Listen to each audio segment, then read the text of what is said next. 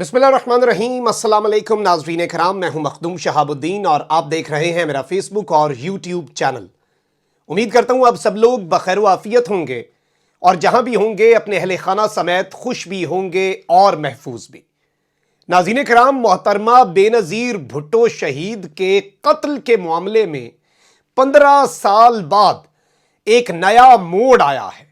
उंगलियां अपनों की जानिब मजीद उठना शुरू हो चुकी हैं और ब्लैकबेरी मोबाइल से और दीगर तमाम तर एस्पेक्ट्स के हवाले से कुछ नए इंकशाफात हुए हैं। नया गवाह सामने आ चुका है और एक नया पिंडोरा बॉक्स खुला है। उंगलियां जनाब आसिफ अली जरदारी साहब की जानिब उठना शुरू हो चुकी हैं और ये एक्सक्लूसिव डिटेल्स मैंने आपके सामने रखनी है जिससे पूरा मंजरनामा बदल सकता है। क्योंकि जिस वक्त मोहतरमा बेनज़ीर भुट्टो शहीद को जाहिर बात है कत्ल किया गया, असैसिनेट किया गया 27 दिसंबर 2007 को रावलपिंडी के लियाकत बाग में इंतखाबी जलसे के बाद रवानगी के वक्त, तो उस वक्त जनरल परवेज मुशर्रफ का दौरे हुकूमत था और बहुत सी चीज़ें सामने लाई गईं, बहुत से इल्ज़ामात लगवाए गए, उंगलियां जनरल परवेज मुशर्रफ के ऊपर उठाई गईं और यहां तक कहा गया कि उन्होंने ये दहशतगर्दों के जरिए मोहतरमा बेनज़ीर भुट्टो को शहीद करवा दिया है। अलबत्ता बहुत से पुरस्रार वाक़यात उस वक्त भी पेश आए। वहां पर जो जाए वाक़या है उधर से सबूतों को मिटाना, उसे धोना, वहां पर दीगर तमाम तर चीज़ें। लेकिन हैरत की बात यह थी कि 2008 में जब इनकी अपनी हुकूमत आई पीपल्स पार्टी की, और जाहिर बात है मोहतरमा की शहादत के बाद पूरे पाकिस्तान में हवा बदल गई और पीपल्स पार्टी की हुकूमत आनी ही आनी थी क्योंकि ऑब्वियसली एक इमोशनल अटैचमेंट थी अवाम की। और जरदारी साहब जो हैं वो शरीक चेयरमैन बने, मोहतरमा की एक वसीयत जो कि मुतनाज़ा रही और उसमें बिलावल भुट्टो साहब को चेयरमैन और आसिफ अली जरदारी साहब को उनके बड़े होने तक को चेयरमैन का ओहदा दिया गया। जरदारी साहब प्रेसिडेंट ऑफ पाकिस्तान बन गए।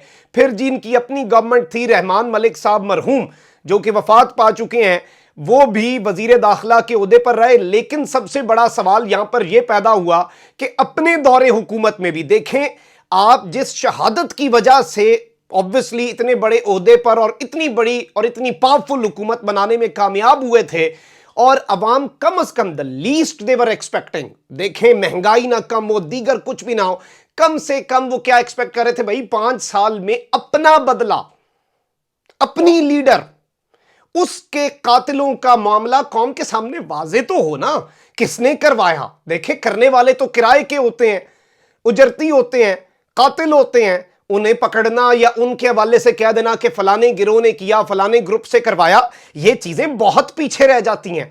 अब इस मामले में बहुत सी चीजें, बहुत से सवालात उठते रहे, उंगलियां उठती रहीं। जाहिर बात है जरदारी साहब के ऊपर भी बात होती रही, सोशल मीडिया पर भी आज तक के दिन तक होती हैं इस तरह की बातें।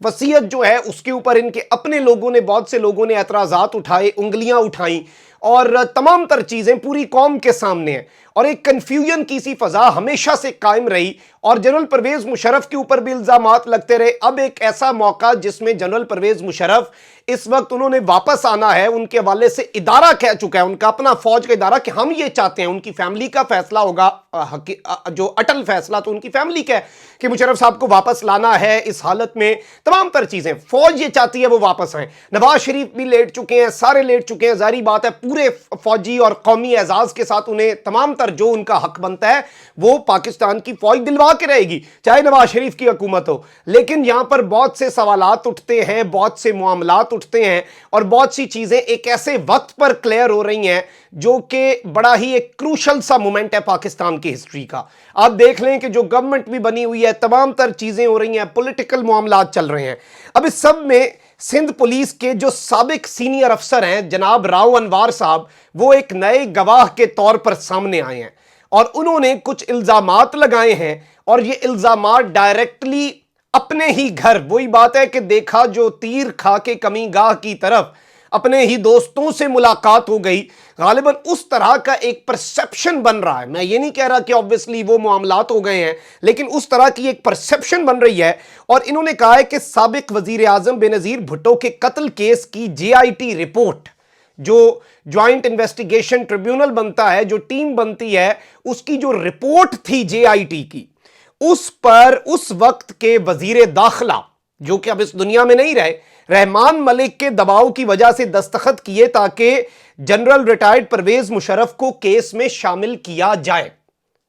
یعنی کہ جنرل پرویز مشرف کو اس کیس میں شامل کرنے کے لیے زبردستی بنتا نہیں تھا. جے آئی ٹی کی رپورٹ پر میرے دستخط دباؤ ڈال کر، پریشر ڈال کر اس وقت کے وزیر داخلہ نے کروائے. اب اس سب میں آپ کو یہ بتا دوں کہ راو انوار نے دوران گفتگو انکشاف کیا کہ بے نظیر قتل کیس کے حوالے سے بنائی جانے والی جے آئی ٹی رپورٹ پر انہوں نے دستخط سے انکار کر دیا تھا کہ میں پرویز مشرف کا موقف جانے بغیر، ان کا جو پوائنٹ آف ویو ہے وہ لیے بغیر ان دستاویزات پر دستخط نہیں کر سکتا. یہ کیسے ہو سکتا ہے کہ آپ ایک سائیڈ کی سٹوری نہ سنیں، آپ پوچھیں نہ کہ بھائی تم پر یہ الزام لگ رہا ہے، تمہارا کیا موقف ہے، اور آپ ایک یک طرفہ فیصلہ دے دیں. میں یہ نہیں کرنا چاہتا تھا. ہو سکتا ہے وہ ان کا موقف لے کر یہی سب کچھ کرنا چاہتے راو انوار، لیکن انہوں نے یہ نہیں کیا. اور یہ بات میں نے رحمان ملک کو بتا دی تھی. راو انوار کا کہنا تھا کہ بے نظیر کی جے آئی ٹی میں میرا اور بیسیکلی دیگر جو پولیس افسر کا نام 2010 میں شامل کیا گیا تھا، اور مجھے نہیں پتا تھا کہ میرا نام اتنی تاخیر سے کیوں شامل کیا گیا، لیکن میرے اس افسوسناک واقعے کے حوالے سے خاصے شکوک و شبہات تھے. یعنی کہ یہ جو پورا واقعہ تھا، سانحہ تھا، اس کے حوالے سے مجھے بہت سی چیزوں پر شک تھا. بے نظیر کے 2 بلیک بیری تھے جنہیں 3 سال تک جے آئی ٹی کے سپرد نہیں کیا گیا. کس کی گورنمنٹ تھی؟ کیوں محترمہ بے نظیر بھٹو کے جو 2 بلیک بیری موبائل فونز تھے، اب تو بلیک بیری کا اتنا ٹرینڈ نہیں ہے، اس وقت ظاہری بات ہے بلیک بیری بڑا سیکیور فون تصور کیا جاتا تھا، ان کے جو 2 بلیک بیری فون تھے وہ کیوں جے آئی ٹی کے حوالے 3 سال تک 3 ایئرز وہ کیوں نہیں حوالے کیے گئے؟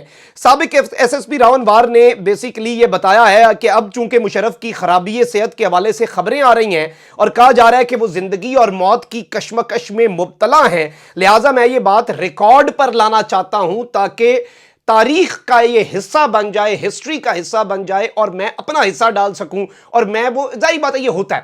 دیکھیں آج کے دن میں بھی جو کچھ پاکستان میں ہو رہا ہے نا، اس چیز کو آپ سمجھ لیں کہ اگر کسی کو لگ رہا ہے ٹاپ پوزیشن پہ بیٹھے شخص کو کہ یہ چیزیں باہر نہیں آئیں گی، ان کا اپنا ساتھی جو ہوگا وہ اس میں سے ایک کا بھی ضمیر جاگنا ہوتا ہے. یہ آخری عمروں میں بیوروکریٹ، جرنیل، جج یہ کتابیں لکھ کے ہی تو ہسٹری کی سمت درست کرتے ہیں.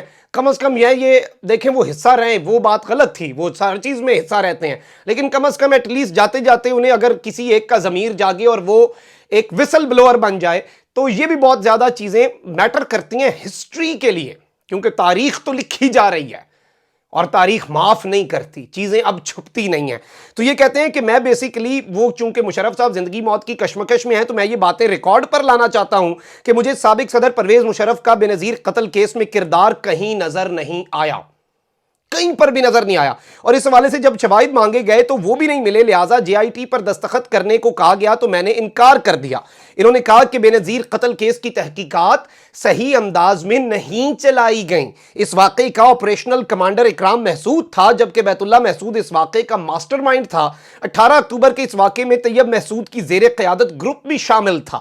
اس کے بعد ایسے بھی شواہد ملے کہ وہ سراب گوٹھ میں روپوش بھی رہا. انہوں نے مزید کہا کہ دونوں واقعات کی تحقیقات صحیح انداز میں نہیں چلائی گئیں. اگر تحقیقات صحیح انداز میں چلائی جاتی اور اکرام محسود کو گرفتار کر دیا جاتا تو یہ کیس آسانی سے حل ہو سکتا تھا.